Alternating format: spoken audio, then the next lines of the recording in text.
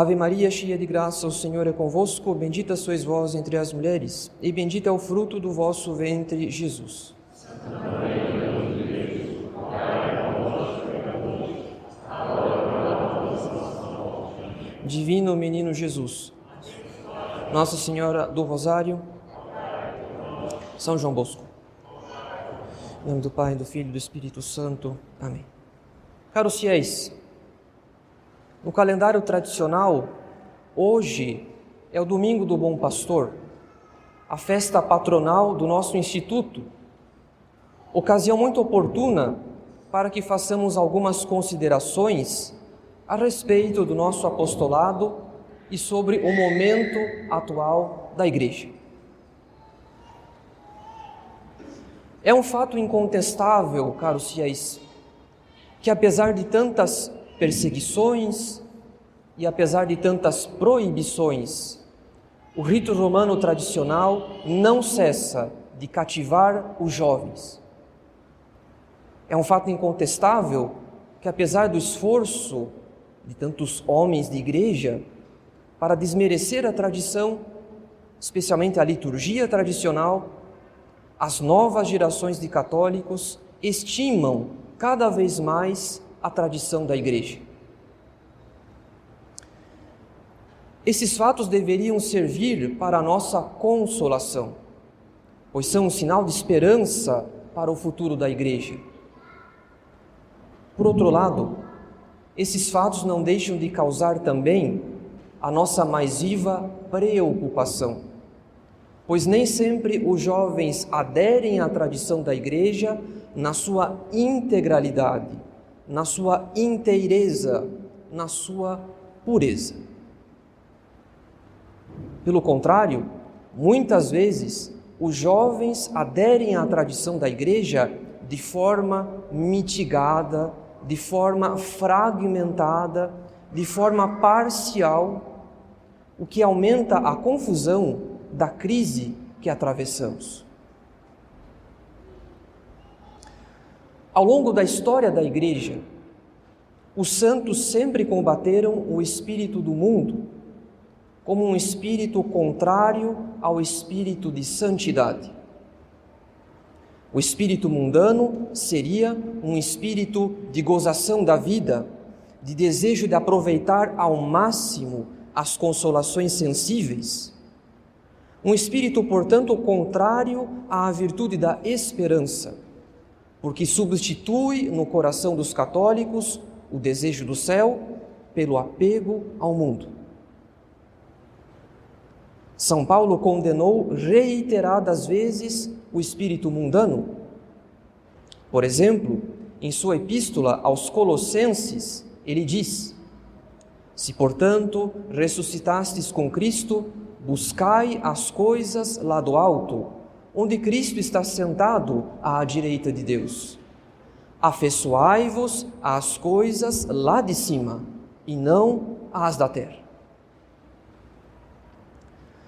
Mas além do combate ao espírito mundano, a partir do século XIX, a Igreja também teve que combater um outro espírito muito pernicioso, o do liberalismo. Essa heresia que pretende dar à liberdade humana uma certa independência da lei de Deus. Como o direito de se professar a religião que aprouver a cada um, assim como a separação entre a lei de Deus e a vida política.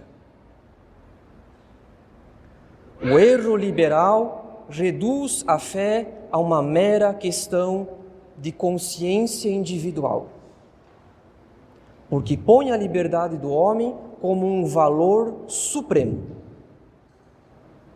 E se a liberdade humana é um valor supremo, a doutrina do reinado social de Nosso Senhor não seria mais possível. Não passaria de uma miragem, a algo que deveríamos renunciar. É certo, caros fiéis, que o espírito mundano, combatido pelos santos desde o tempo dos apóstolos, e o espírito liberal, combatido pelos papas desde o século XIX, Enfim, é certo que o espírito mundano e o espírito liberal continuam infectando muitas almas. Nossa época está entre as mais mundanas da história, e o liberalismo alcançou vitórias incomparáveis, tanto na vida social quanto na mentalidade dos católicos. Mas nós enfrentamos no momento atual um problema novo e que afeta especialmente os jovens católicos.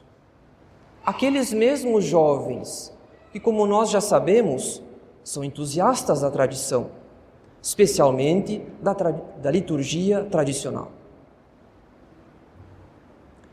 Esse problema novo não é tanto o espírito mundano, esse problema novo não é tanto o espírito liberal, porque em ambos os casos, o católico mundano e o liberal podem ter algum grau de consciência de que vivem no erro. Muitos católicos mundanos sabem que estão errados, porque se afastam voluntariamente da Eucaristia. Eles sabem que não podem conciliar uma vida de pecado grave habitual com a frequentação da comunhão.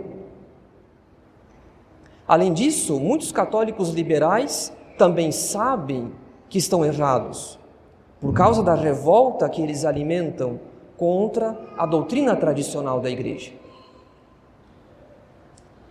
Portanto, caros fiéis, no momento atual nós enfrentamos um problema novo.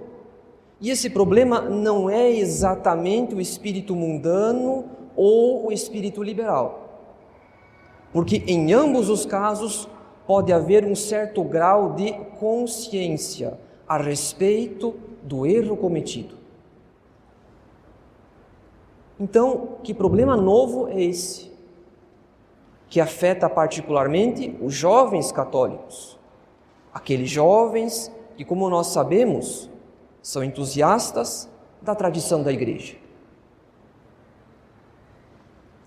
Esse problema novo, caros fiéis, é a fragmentação da inteligência. Não se trata propriamente de um problema de doutrina ou de moral. Trata-se de um problema da inteligência. Um problema recente e muito danoso para a vida católica, pois ele ameaça a adesão plena e inteira de um jovem à doutrina da Igreja. E por que dizemos fragmentação da inteligência? Que mal seria esse? Pois nós devemos ser sinceros, caros fiéis.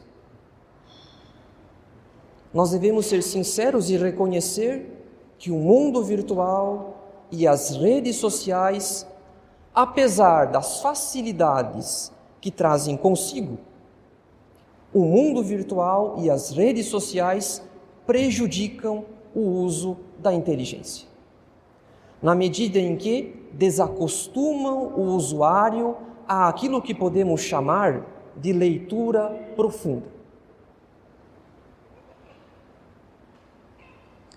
De fato, as redes sociais possuem uma velocidade própria, um dinamismo próprio, por causa da superabundância de conteúdo, de publicações.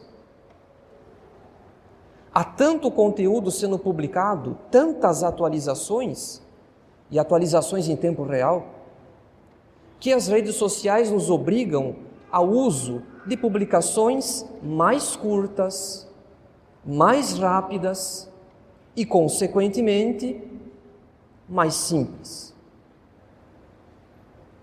Um status ou um story dura não mais que alguns segundos. Numa certa rede social, uma postagem não pode ultrapassar os 280 caracteres. Uma matéria de jornal compartilhada numa rede social ou num aplicativo de mensagem interessa apenas pelo seu título. e pela imagem de capa da reportagem, porque são poucos os que se darão ao trabalho de ler a dita reportagem. E de maneira geral, o que mais rende visualizações no mundo virtual são as fotos e os vídeos curtos, não os textos. Esses cada vez mais raros e cada vez menos lidos. Isso tudo quer dizer, caros fiéis, que nós entramos na era da superabundância de informação, o que não significa que nós lemos mais do que as gerações passadas.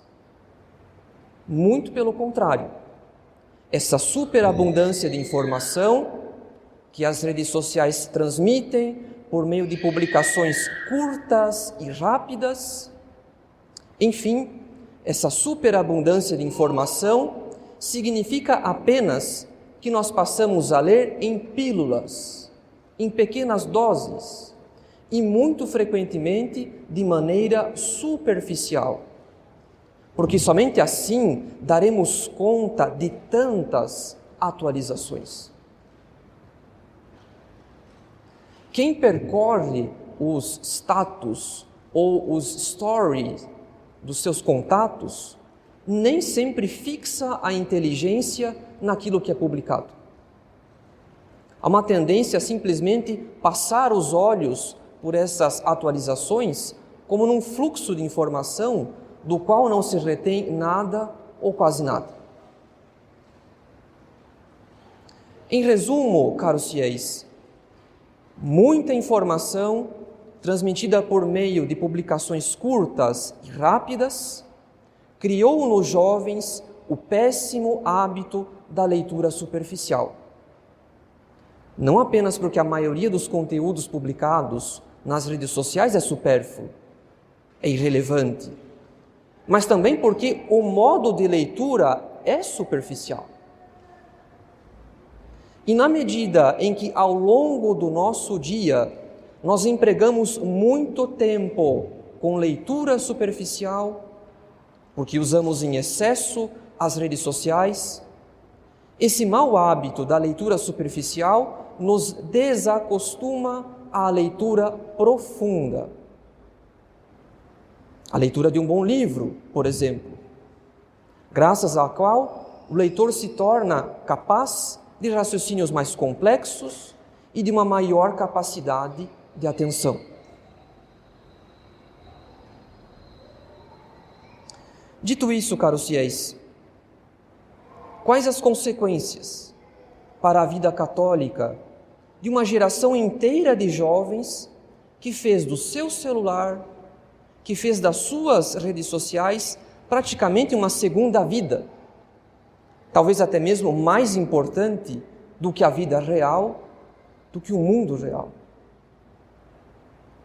Pois esse é o novo problema que nós devemos combater vigorosamente.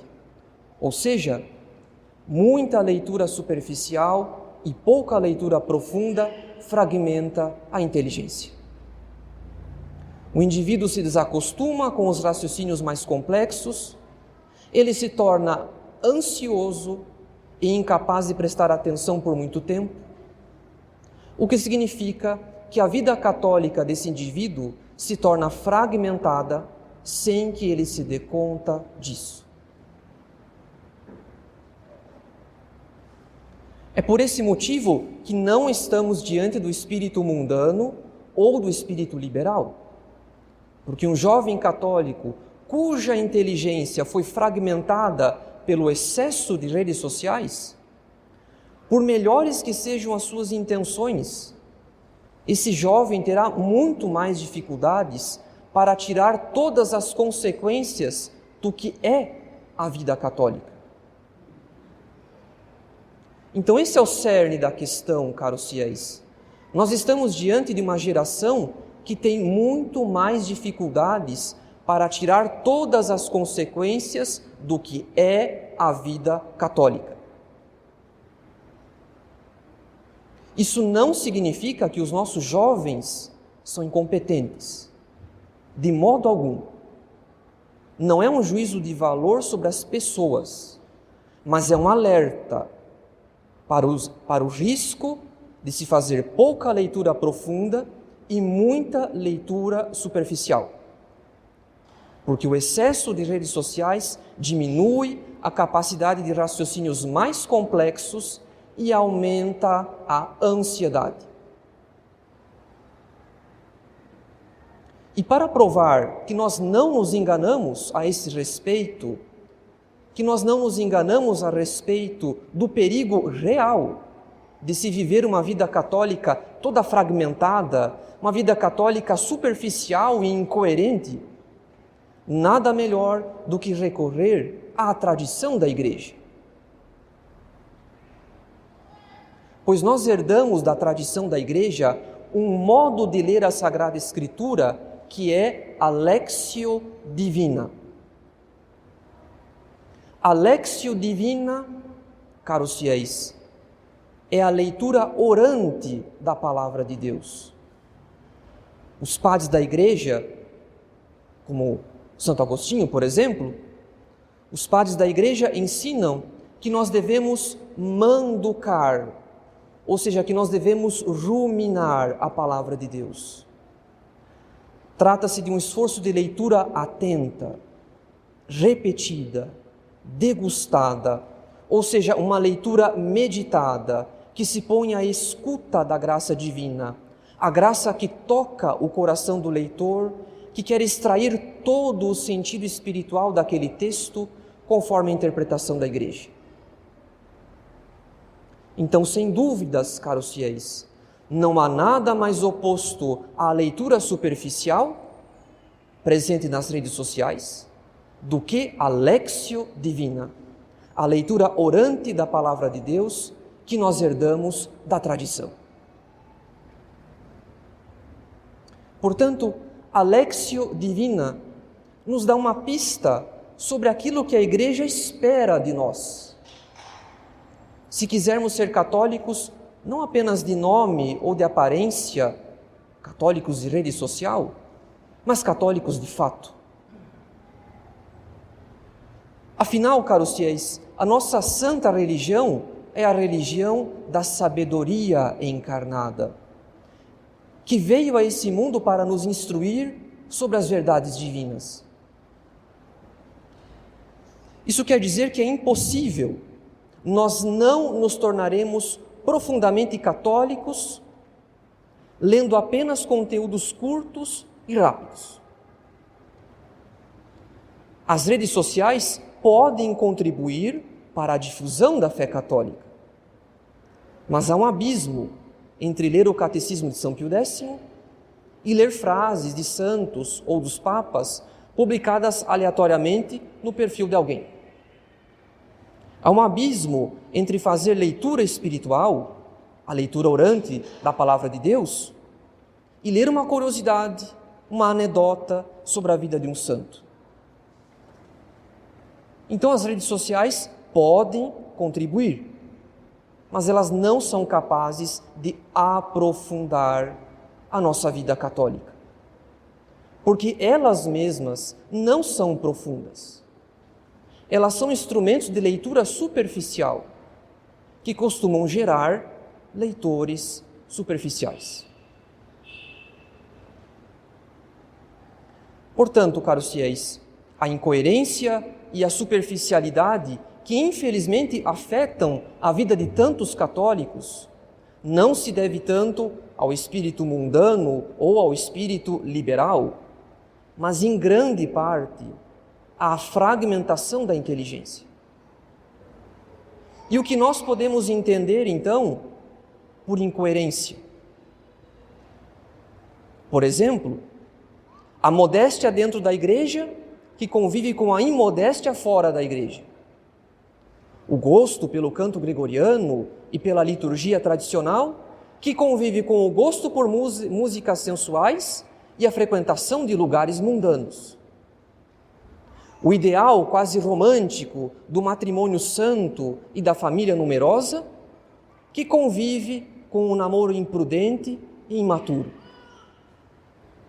A defesa da tradição da Igreja como remédio para a nossa cultura decadente, que convive com o gosto pelas séries e programas impuros dessa mesma cultura decadente e assim por diante. Isso é o que nós podemos chamar de incoerência. Então, por causa da fragmentação da inteligência, nós temos muito mais dificuldades para tirar todas as consequências do que é a vida católica. O que significa que as contradições convivem em nosso comportamento, sem que tenhamos clara consciência disso. Mas o que torna esse mal ainda mais profundo é um outro aspecto das redes sociais, que é a excessiva exposição da vida privada. A maioria absoluta das publicações das redes sociais diz respeito à vida privada dos usuários. O que quer dizer que nós nos observamos, ou melhor, nós nos espiamos uns aos outros praticamente o dia todo. A consequência é que o espírito mundano dos outros serve tragicamente de exemplo, de modelo de vida, na medida em que um jovem convertido pode julgar que aquele comportamento é algo aceito pela moral católica ou então supostamente aprovado pelo padre. Sobretudo se a pessoa que dá mau exemplo tem um diretor espiritual. Diga-se de passagem que os influenciadores digitais católicos, ditos conservadores, fazem questão de produzir esse tipo de equívoco. Eles gostam de exibir que são amigos de padres, que os padres frequentam as suas residências, que eles mesmos frequentam os sacramentos ou que possuem um diretor espiritual, e tudo isso para dar maior autoridade à sua militância em favor de uma causa qualquer, seja política, seja cultural.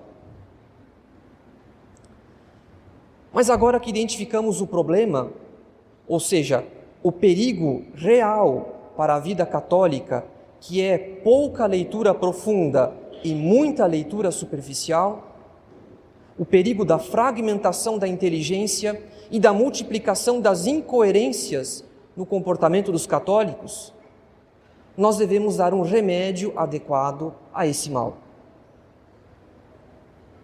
E o remédio nós encontramos no próprio Evangelho do Bom Pastor.